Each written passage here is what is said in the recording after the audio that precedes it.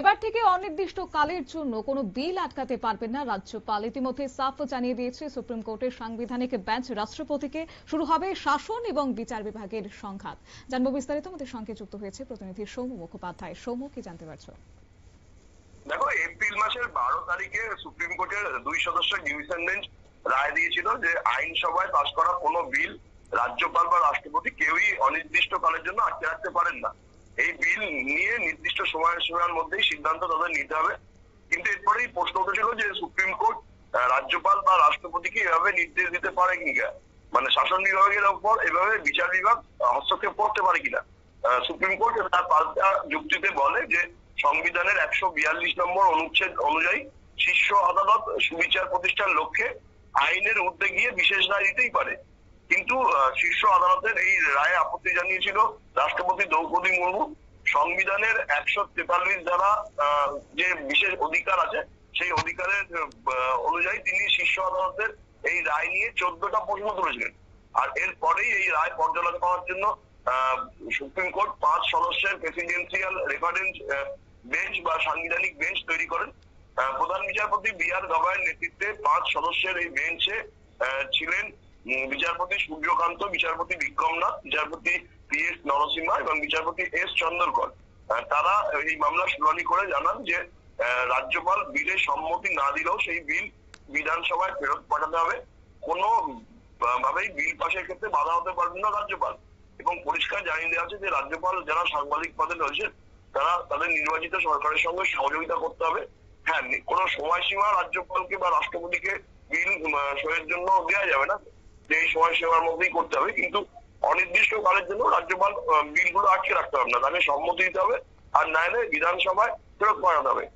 এর যুক্তি হিসেবে প্রধান বিচারপতি সাংবিধানিক বেঞ্চ জানায় যে একই সিস্টেমের দুজন চালকের আসনে থাকতে পারে না। এক্ষেত্রে নির্বাচিত সরকারই একমাত্র চালকের আসনে থাকবে, রাজ্যপাল নয়।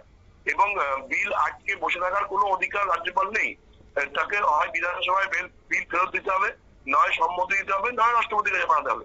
এইভাবে সুপ্রিম কোর্ট যেমন ভাবে রাষ্ট্রপতি বা রাজ্যপালের সময়সীমা বিল পাশের জন্য বেঁধে দিতে পারেন না, তেমনি রাজ্যপাল বা রাষ্ট্রপতিকে অনির্দিষ্ট কালের জন্য কোনো বিল ফেলে রাখার অধিকার থাকে না।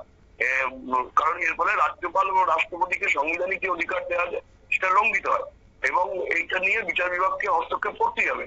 আর এটাই প্রশ্ন উঠে যাচ্ছে যে শাসন বিভাগ এবং বিচার বিভাগের যে ক্ষমতা আছে সেই ক্ষমতার জুডিশিয়ালের বাইরে গিয়ে কেউ অপরের কাজকর্মে হস্তক্ষেপ করতে পারে না। এর আগেও 12 এপ্রিলের রায়ের পর রাষ্ট্রপতি দ্রৌপদী মুর্মু নিজে 14টি প্রশ্ন তুলে দিয়েছেন, ফলে এই সাংবিধানিক গঠন হয়েছিল। এবার এখন দেখা যে সাংবিধানিক বেঞ্চ যে রায় দিল সেই রায়ের ভিত্তিতে রাষ্ট্রপতি কি সিদ্ধান্ত নেয়, কারণ সর্বোচ্চ ক্ষমতা রাষ্ট্রপতির হাতেই রয়েছে। রাষ্ট্রপতি এর উপর কি সিদ্ধান্ত নেন তার উপরই অনেকটা নির্ভর করছে। তবে সাংবিধানিক বিশেষজ্ঞরা মনে করছেন এর ফলে একটা বিচার বিভাগ এবং শাসন বিভাগের মধ্যে কে বড়, কে কার এখতিয়ারের মধ্যে কি কাজ করতে পারে, এই জায়গায় প্রশ্ন চিহ্ন উঠে গেল। ফলে আগামী দিনে যদি এর সমাধান না হয় তাহলে বিভিন্ন প্রশাসনিক জটিলতা দেখা দেবে বলেই আইনজীবীগণ মনে করছে। তবে এই নতুন সিদ্ধান্তে এবার কি রাজ্যপালদের ভূমিকা একটা সীমারেখার মধ্যে পড়ে গেছে, নাকি সেক্ষেত্রে আগামী দিনে কেন্দ্র এবং রাজ্যের মধ্যে সম্পর্কে নতুন করে একটা উত্তেজনা তৈরি হতে পারে? দেখো, একদমই তাই। যুক্তরাষ্ট্রীয় পরিকাঠামো অনুযায়ী রাজ্যপাল যা সিদ্ধান্ত বিধানসভায় হবে সেটাকেই কম বেশি মান্যতা দিতে বাধ্য থাকবে। হয় তিনি যদি না মানেন তাহলে তাকে বিলটা বিধানসভায় ফের পর্যালোচনার জন্য পাঠাতে হবে, আর নয়তো রাষ্ট্রপতির কাছে পাঠাতে হবে। কিন্তু অভিযোগ উঠছিল, বিজেপি বিরোধী সরকারগুলো বিভিন্ন রাজ্যে অভিযোগ তুলছিল যে বিজেপি কেন্দ্রীয় সরকার যেহেতু রয়েছে এনডিএ, তারা বিভিন্ন জায়গায় তার ইচ্ছে মতো রাজ্যপালকে দিয়ে বিভিন্ন বিল পেশ করার ক্ষেত্রে বাধা সৃষ্টি করছিল।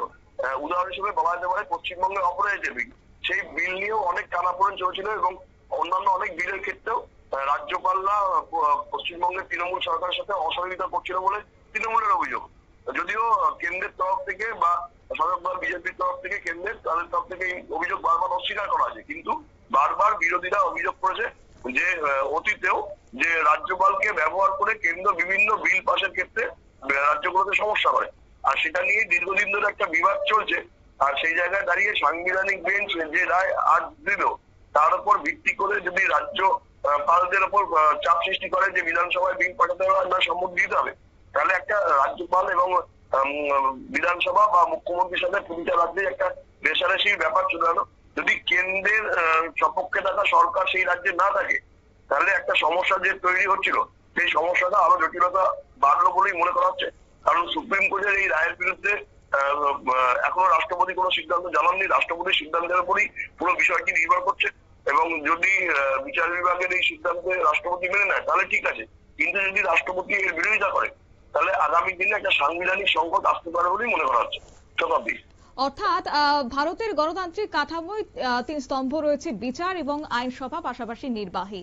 আর আজকের এই 3 স্তম্ভের ভারসাম্যকে নতুন করে আলোচনায় ফেলেছে বলে মনে করছেন বিশেষজ্ঞরা। পাশাপাশি রাজ্যপাল সেক্ষেত্রে চাইলে বিল ফেরত পাঠাতে পারেন কিংবা মতামত চাইতে পারেন, তবে রাজ্যপাল কোনো বিল আটকে রাখতে পারেন না, এমনই নির্দেশ এই মুহূর্তে দিয়ে দেওয়া হয়েছে। পাশাপাশি আগামী দিনে আদালত বনাম রাজনীতির মধ্যে একটা সংঘাত আসতে পারে বলে কিন্তু মনে করছেন ওয়াকিবহাল মহল। নির্দিষ্ট ছোট্ট একটি বিজ্ঞাপন বিরতির সঙ্গে থাকুন।